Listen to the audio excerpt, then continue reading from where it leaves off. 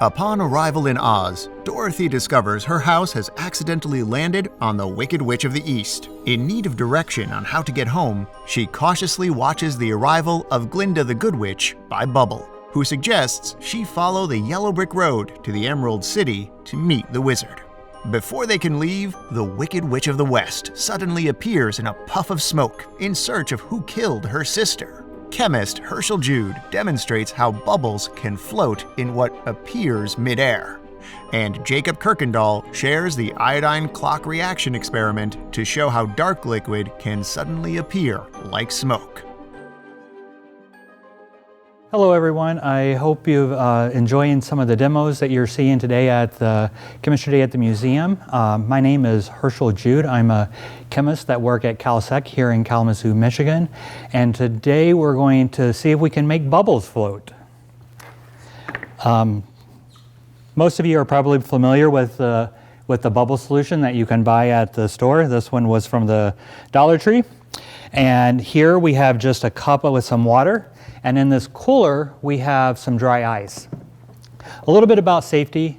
Whenever you're dealing with dry ice, it is very cold and it can burn your skin, so never touch it. And if you're trying any of these demos today at home, please get permission from a parent or guardian and have some supervision. So I have a glove and I have some dry ice that I previously crushed just with a hammer. And I'm going to pour it. So this is a 10-gallon fish tank with just a couple of dishes in it.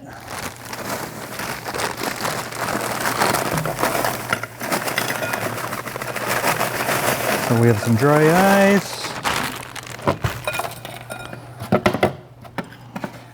And then just a cup with some hot water in it.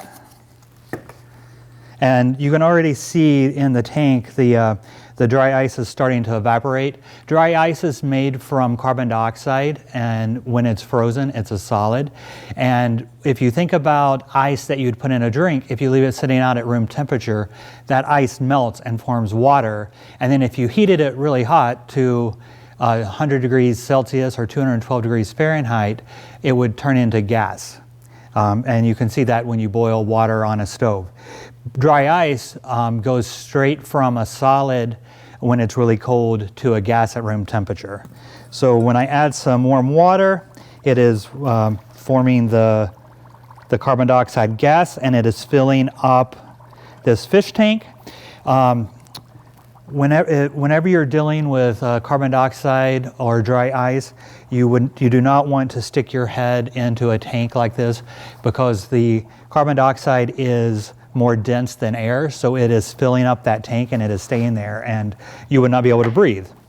So now the goal here is to be able to make some bubbles and see if we can float those on top of this carbon dioxide gas. This is the bubble wand that came with the solution. We can try that one.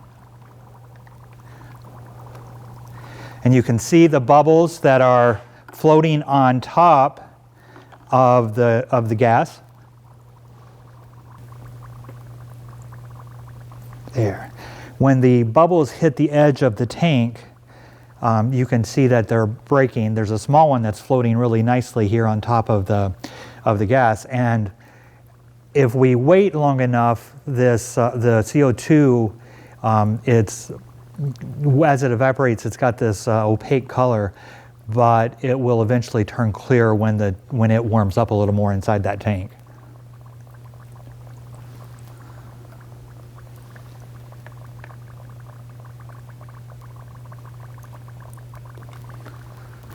So you may be asking, why am I not just putting the bubbles straight down into the tank?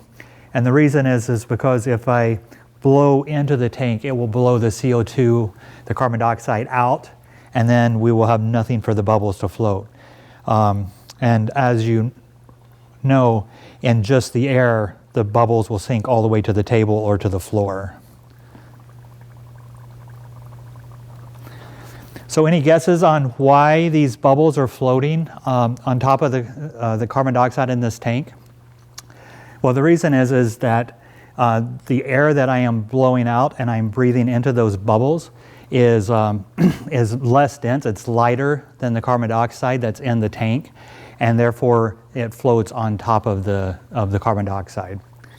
And there you have it. We were able to float a few small bubbles on top of the carbon dioxide, and I hope you enjoyed this demo and enjoy the rest of the experiments that you see today at this program.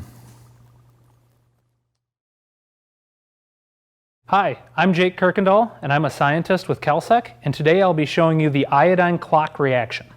So this is a reaction where we're trying to show the presence of iodine. When you have iodine and starch together, it will turn black. But the experiment we're doing is a two-step reaction. And so we've got a slow reaction going on first that will be completely clear, and then all of a sudden we will have a quick reaction that will happen after that where it'll turn black. So I've got my two solutions. This one has potassium iodate in it as well as some starch. So we've got the iodine in here in a bound up in another molecule, so it's not turning black. In the other beaker I have here, we have sodium bisulfate, and by mixing these together, we'll liberate that iodine. So I'm going to mix these together, and it's completely clear. And if we wait just a few seconds, that reaction goes from clear to a dark color. So let's see that again, and this time I'm going to show that this reaction is happening in all of the liquid at the same time. So I'm going to pour these back, and I want you to watch right on the stream there.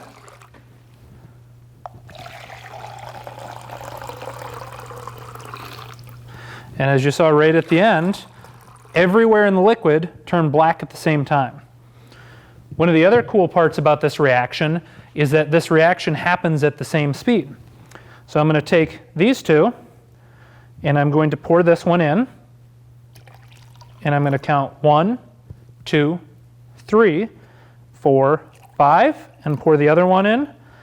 And once this one turns, 1, 2, 3, 4, 5, and this one should turn right there. So this shows that rate limiting step where it doesn't turn black, and then all of a sudden it catches up and it turns to that black color. So I hope you learned something about chemical kinetics today.